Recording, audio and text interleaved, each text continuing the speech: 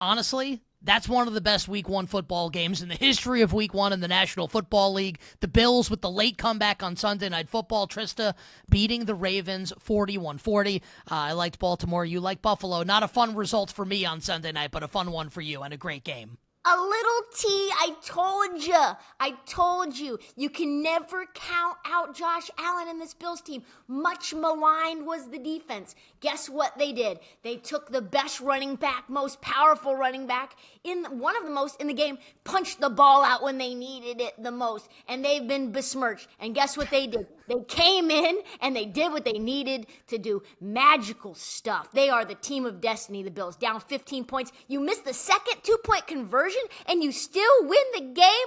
Chiefs lose Xavier Worthy for some odd reason with Travis Kelce and him hitting each other. They are so cooked. It's Hollywood Brown time. This is a Super Bowl team, Nick. They're going to win the AFC. I don't care that the Ravens are still the team to beat. I think that this is the Bills' year. I just want to say, I really like you, but I also hate you.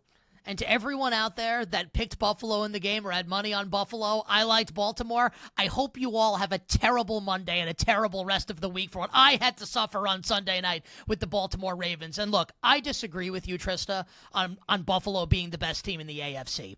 I still think when it's all said and done, it's going to be the Kansas City Chiefs. Buffalo needs to show me in January that they can take down Patrick Mahomes in Kansas City. And I'll just say this about Lamar Jackson and the Ravens, the sultans of spreadsheets, the kings of DVOA. Everyone loves them from a statistical perspective. They're kind of like cake or cookies around the holidays and in the fall. You love them then, but once the new year hits, you want nothing to do with them. And once the bright lights of the playoff hits, like the bright lights hit last night, I can't trust Lamar Jackson. I can't trust the Ravens. I'm mad at myself for liking Baltimore last night. Tough scene for a Ravens fan. One of the best games Week 1 NFL Sunday. We all expected, right, a score fest with the Steelers and the Jets. Pittsburgh wins 34-32. Aaron Rodgers, 4 touchdown passes. Trysta, is Aaron Rodgers back? Give me a break, okay? Aaron Rodgers is not back. How different is the narrative this morning if Aaron Rodgers loses to his former team in the Jets? And they should have lost. The only reason that the Steelers won that game is because of a fluky kickoff fumble that gave them a 22-yard field. And then they had to rely on psycho, what did he call him? Mike Tomlin, psycho serial killer, Chris Boswell, yeah. 60-yard field goal. Yes, Aaron Rodgers threw for 4 touchdowns. Sure. You look at it and you're like, well, 244 yards? What? Not to mention the man is getting crushed out there. Sacked 4 times, hit 3 more times. I don't know if he's going to make it through the season. Please stop the madness. Stop. You're on ayahuasca if you think that Aaron Rodgers is back. This is a good win against the same old Jets team. It's not a revelation that he is back. I might be on ayahuasca then. That's a newsflash to me because I got beef right now, Trysta, with you and with so many football fans. And I guarantee that you, the person watching this right now, you're probably one of these people. Because Aaron Rodgers, for our entire lives as football fans, has been one of the top 5 quarterbacks of our lifetime. Maybe the most fun player to watch play the position in all the years that I've been watching football.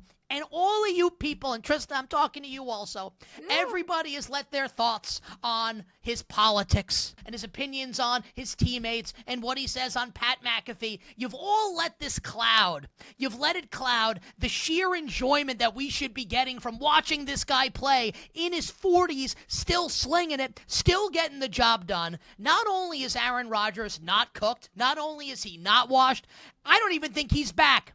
I don't think he ever left, and I think he's taking the Steelers to the playoffs. Take that, ayahuasca, and do what you want to do with it. The Steelers are going to go to the playoffs regardless of who is there. We know that. That's what Mike Tomlin does. That is not any appreciation of Aaron Rodgers as a quarterback. Get the F out of here. If Pittsburgh plays Buffalo in the first round of the playoffs, Trysta, I'm going to say it right now. Give me Aaron Rodgers and the Pittsburgh Steelers. We are 1 game into season 2 of Tom Brady as the lead color commentator on Fox's NFL coverage.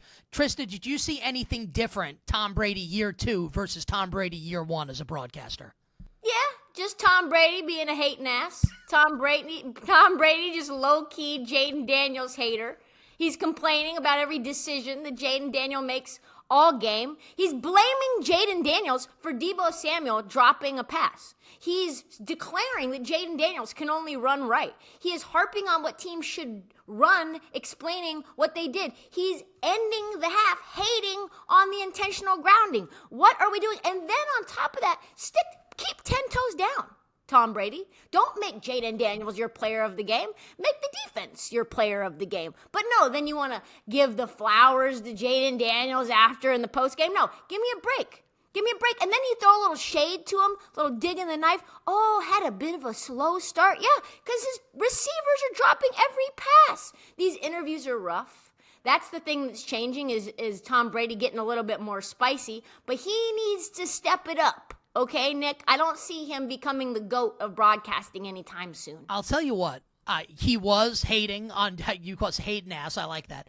What he said at the end of the first half, he was 100% right. Like, Dan Quinn and Jaden Daniels deserved to get killed for where they handled the end of the first half against the Giants, and I love that because Brady last year wasn't like putting himself out there like that to really criticize like he did in that moment to criticize players and teams. And, you know, I think people can have their qualms about Brady, and Greg Olsen being as good as he is for Fox, like, kind of puts the microscope on Brady, like, even a little bit more. And at some point, Olsen may just put, like, arsenic in Tom Brady's coffee because he wants that number one spot. I'll say this about Brady. For people that are young enough to remember and old enough to remember, and even if you're not, when Joe Montana retired from the NFL, he became a broadcaster for 1 year and was so bad that he literally stopped doing it. Tom Brady's not that. Trysta, I got a lot of confidence that Brady's going to get this right, and I don't know if he's ever going to be the no doubt number one broadcaster, but I think he's on his way to at least being in the conversation. He was not there last year. He's probably the most charismatic person I've ever seen in my life, in real life. I did a talk with him with BetMGM a couple of years ago. And if we can ever get that version of Tom Brady, boy, oh boy, are we going to be cooking with gas. But isn't that what he did to Jaden Daniels a little bit? Like, Daniels deserved to get killed at moments in the game. And I kind of like, if the gimmick is, hey, like, I'm going to interview him after the game and tell him he's great. I kind of like that from Tights. It's like a pro wrestling heel. Yeah, but he looked like a deer in headlights while he did it. I'm going to need you to give me that moxie, that charisma, and be like, yo, I was crushing you all game long, but yet you came out with the win. I have to tell you, I think you made a really fair point. Trysta, who is your dumpster fire for week 1 in the NFL? Ooh, there was a lot of good candidates this week, but I think it's pretty obvious that the dumpster fire team of the week is Miami. I was hoping that maybe this offense could regain some of the life that they had a couple of years ago where we saw them put up 70 points in a game. They scored 8 freaking points. Tua has people on Twitter claiming not to be Polynesian anymore because they don't want anything to do with them. That's the real facts happening. I don't think Tyreek Hill is going to stay, and it's just a matter of time before Mike McDaniels is out the door. Tua may be better off in, like, the bloodline in WWE than being, like, the quarterback of the Miami Dolphins at this point. And, like, none of this should be a surprise. Miami, for the last couple of years, has been soft. They can't run the ball. They can't protect the quarterback. They can't beat good teams. And now they can't even beat bad teams. They can't even beat Daniel Jones. The Colts became the first NFL team in like 50 years to score on every single possession of the game. Not the Peyton Manning-led Indianapolis Colts or the Andrew Luck-led Indianapolis Colts, the Daniel Jones-led Indianapolis Colts. The Dolphins are a disgrace. Mike McDaniel's a disgrace. I think he'll probably be the special advisor to Kyle Shanahan in San Francisco, Trysta, by the time Halloween rolls around. Tough scenes for the Miami Dolphins. That does it for us on a Monday. More Snap Judgments coming up on Friday, presented by BetMGM.